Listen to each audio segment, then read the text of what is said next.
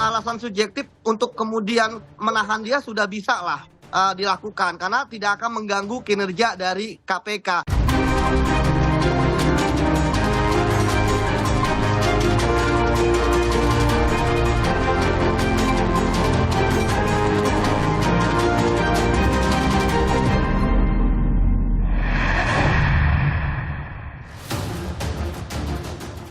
Tak hanya beradu gagasan, debat perdana calon wakil presiden diwarnai saling sindir. Kapolda Metro Jaya siapkan surat perintah penangkapan jika Firly Bahuri kembali absen pemeriksaan Rabu besok. Jejak sejarah Gereja Tua Jakarta, peninggalan zaman Hindia Belanda. Halo saudara, laporan khusus yang berisi pilihan dari ruang redaksi akan mengisi waktu Anda selama 30 menit ke depan. Saya Mercy Tirayo, inilah berita pertama. Tak hanya beradu gagasan, debat perdana calon wakil presiden diwarnai saling sindir. Analis politik Pusat Kajian Politik menilai ketiga cawapres fokus dengan penampilan dan upaya menjatuhkan lawan. Namun belum memberi gambaran konkret arah ekonomi Indonesia di masa depan.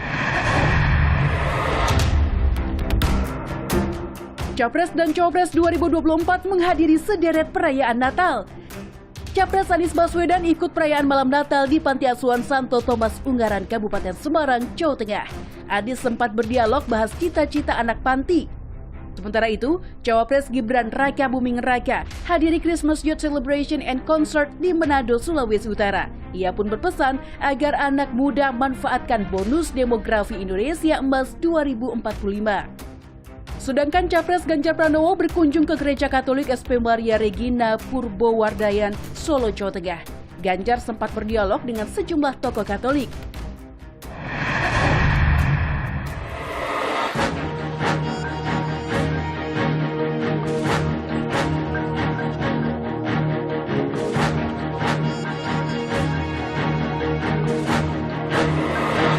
Sebelumnya, tiga calon wakil presiden bertemu dalam debat kedua pemilu 2024 Jumat 22 Desember lalu.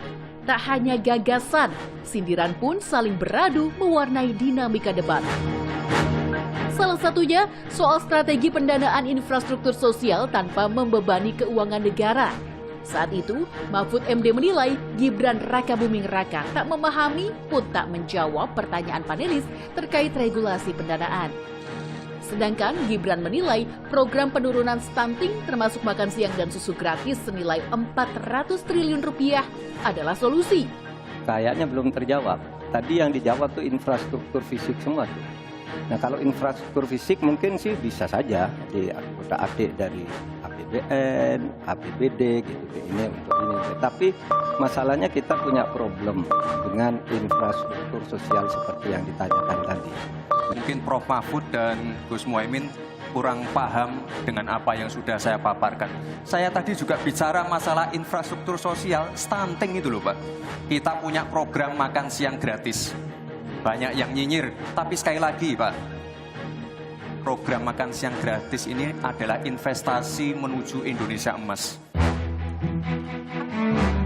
Pada segmen tanya jawab, giliran Gibran menyebut Mahfud tak menjawab pertanyaannya terkait regulasi carbon capture and storage atau teknologi penangkapan dan penyimpanan karbon dioksida untuk mengurangi emisi dan menanggulangi dampak perubahan iklim.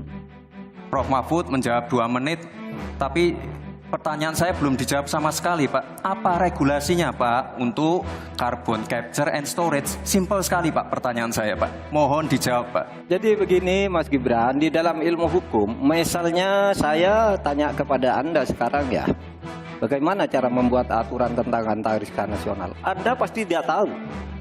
Jawab sekarang coba kalau pasti tidak tahu. Karena Harap tenang. Karena hukum itu perlu masalahnya dulu apa yang mau dibuat. Itulah kemudian dibuat naskah akademik menurut peraturan yang sekarang ada. Saling serang juga terjadi saat Muhaimin Iskandar menjawab pertanyaan terkait strategi investasi untuk meningkatkan ekonomi.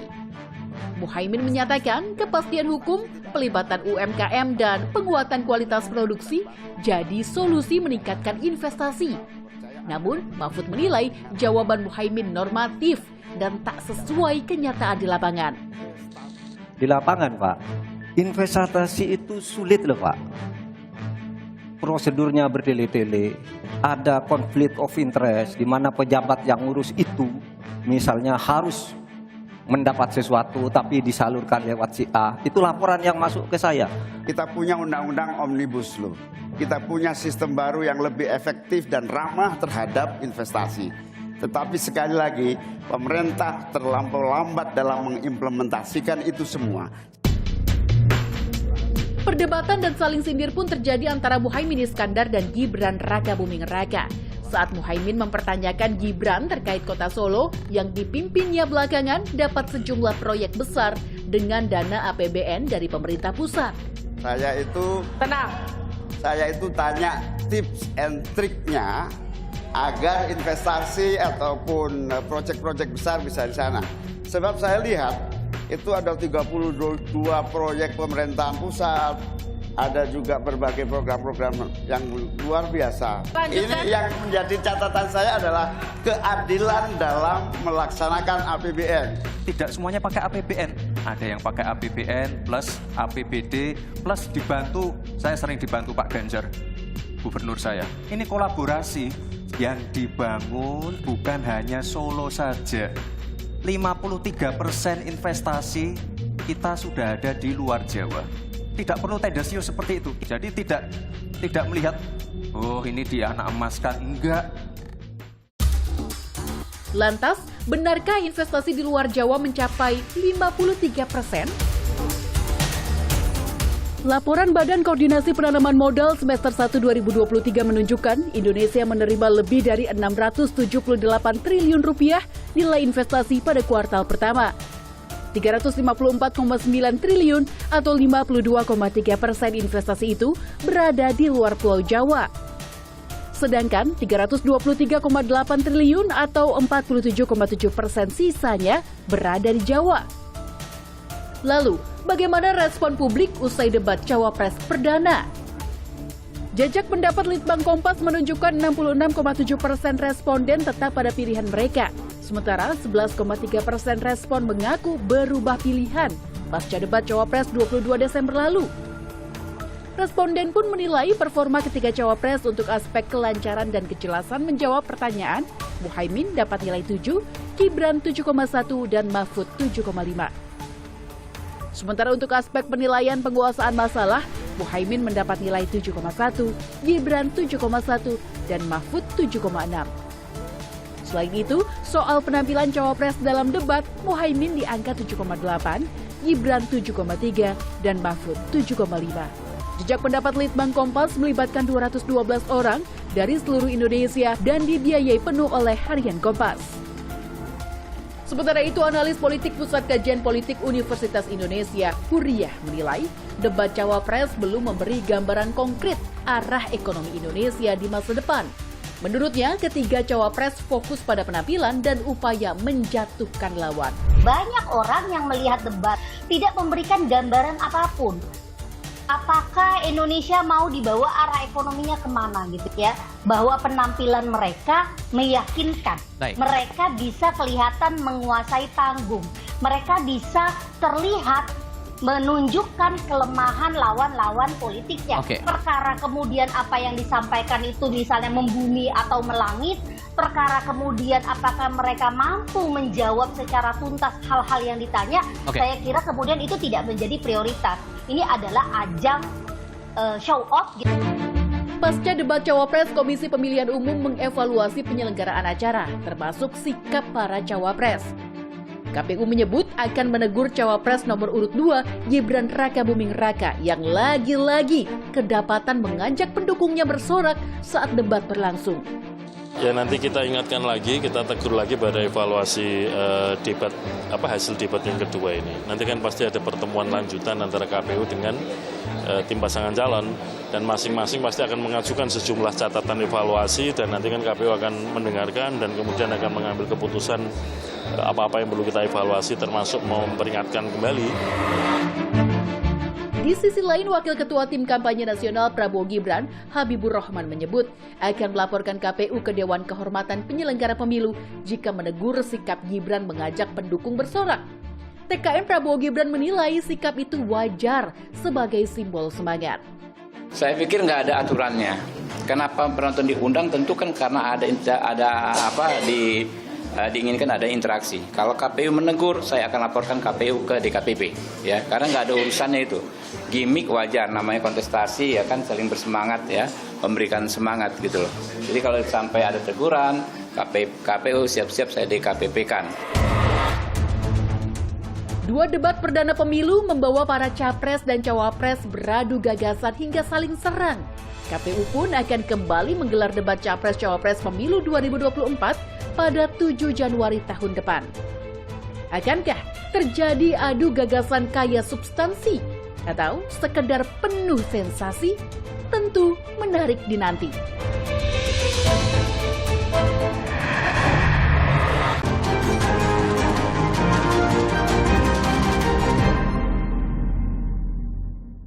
Kapolda Metro Jaya siapkan surat perintah penangkapan jika Firly Bahuri kembali absen pemeriksaan kasus dugaan pemerasan Syahrul Yassin Limpo Rabu esok. Di waktu bersamaan, Firly Bahuri juga menanti putusan etik Dewan Pengawas KPK. Sementara itu, Indonesia Corruption Watch (ICW) desak Dewas KPK beri sanksi berat Firly atas dugaan pelanggaran etik.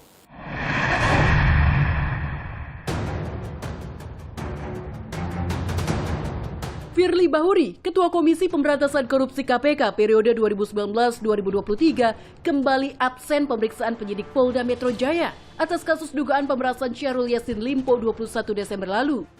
Melalui kuasa hukumnya, Firly beralasan hadiri sidang etik Dewan Pengawas KPK dan minta penundaan pemeriksaan.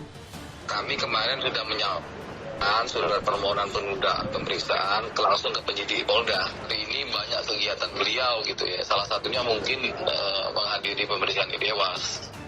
Namun, alasan Firly terbantah sebab Firly lagi-lagi absen sidang etik yang digelar Dewan Pengawas KPK. Dewas KPK menyebut 12 saksi telah diperiksa dan sidang putusan etik Firly Bahuri dibacakan Rabu esok 27 Desember. Tanggal 27 pembacaan putusan sidang etik atas nama Firly Bahuri. Sidang itu nanti tanggal 27 pembacaan itu terbuka untuk umum. Sementara Kapolda Metro Jaya telah menyiapkan surat perintah penangkapan jika Firly kembali absen pemeriksaan 27 Desember esok. Melayangkan kembali panggilan kedua berikut, sudah disiapkan surat perintah membawa. Ya, kalau itu nggak diindahkan, pasti kita keluarkan surat perintah penangkapan. Mantan penyidik KPK Yudi Purnomo menyebut berkelitnya Firly dari pemeriksaan Polda Metro Jaya cukup jadi alasan menahan Jenderal Bintang 3 itu. Proses penyelidikan pun, kemudian penyidikan, bahkan di Dewas KPK, bagaimana yang bersangkutan itu selalu mangkir, selalu mempunyai ribuan alasan gitu kan untuk tidak hadir ya di dalam pemanggilan. Alasan subjektif untuk kemudian menahan dia sudah bisa lah dilakukan karena tidak akan mengganggu kinerja dari KPK. Di tengah kasus dugaan pemerasan dan pelanggaran etik, Firly Bahuri akhirnya mundur dari jabatan Ketua KPK. Firly menyampaikan permohonan maaf dan mengajukan surat pengunduran diri kepada Presiden Jokowi. Sebelumnya, Presiden Jokowi telah menaikkan kepres perpanjangan masa jabatan pimpinan KPK yang semula berakhir 20 Desember 2023 diperpanjang hingga 20 Desember 2024. Saya katakan saya menyatakan berhenti dari Ketua KPK dan tidak melanjutkan masa perpanjangan. Suratnya tertanggal 18 Desember 2003 sudah disampaikan kepada Presiden melalui Menteri Sekretaris Negara. Sekaligus saya menyampaikan permohonan maaf atas segala kesalahan saya. Indonesia Corruption Watch atau ICW menilai pengunduran diri Firly Bahuri sebagai upaya lari dari tanggung jawab etik.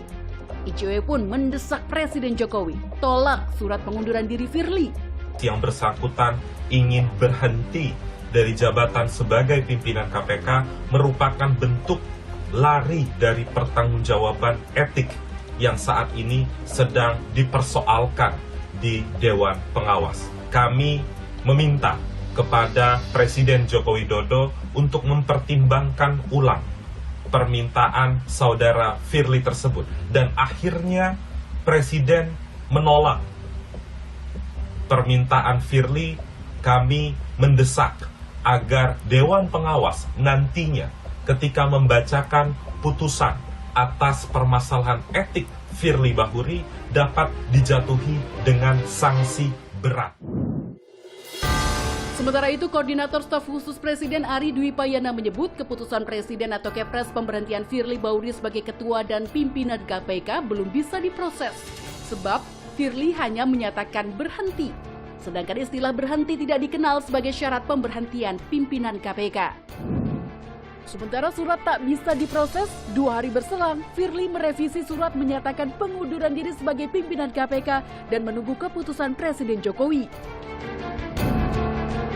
Sebelumnya, Firly mengajukan gugatan pra-peradilan terkait status tersangka kasus pemerasan mantan Menteri Pertanian Syahrul Yassin Limpo ke Pengadilan Negeri Jakarta Selatan. Namun hakim menolak gugatan pada 19 Desember lalu. Firly juga menghadapi 3 perkara dugaan pelanggaran etik yang tengah diusut Dewan Pengawas KPK terkait pertemuan dengan orang berperkara. Di antaranya, mantan mentan sekaligus tersangka kasus dugaan korupsi Syahrul Yassin Limpo, kekayaan dan utang yang tidak dilaporkan secara benar di LHKPN, serta penyewaan rumah di Jalan Kertanegara, Jakarta Selatan.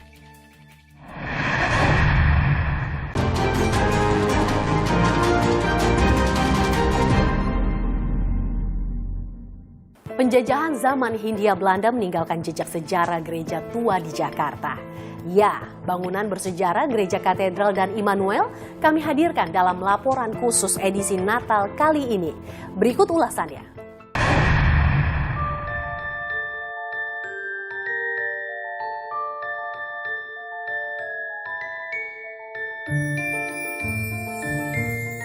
Penjajahan Belanda meninggalkan jejak sejarah gereja tua di Jakarta.